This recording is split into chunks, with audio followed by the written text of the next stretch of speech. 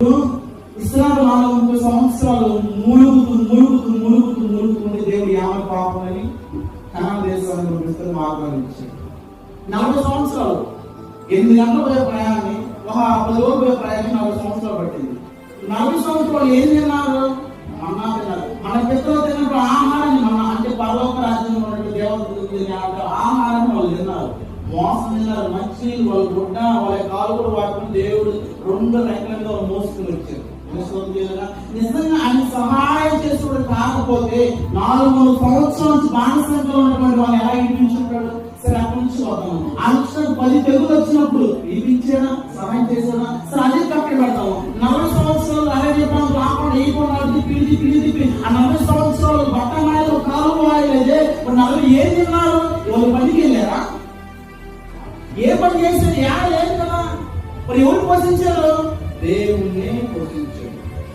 కదా దేవుడే వాళ్ళని ఏం చేశాడా? పోషించాడా.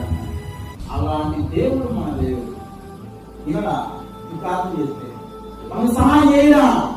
మన సహాయం చేసే దేవాది దేవుడు. నువ్వు కాదనుకుంటే పితరులు తెలుసు మన వెనక్కి ఎలా ఒక బాధ్యత చూస్తుంది. ఎంతమందిని కాపాడాలా?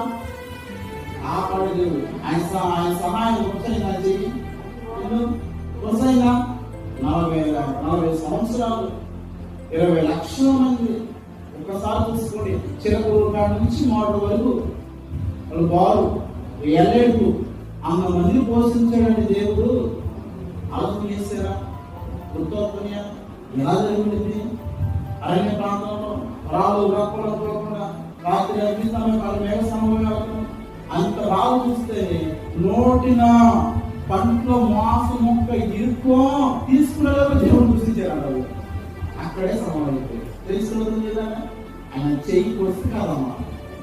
ఆయన చెయ్యి చిన్నది కాదు. సహాయం చేయడానికి ఇస్రాయేలు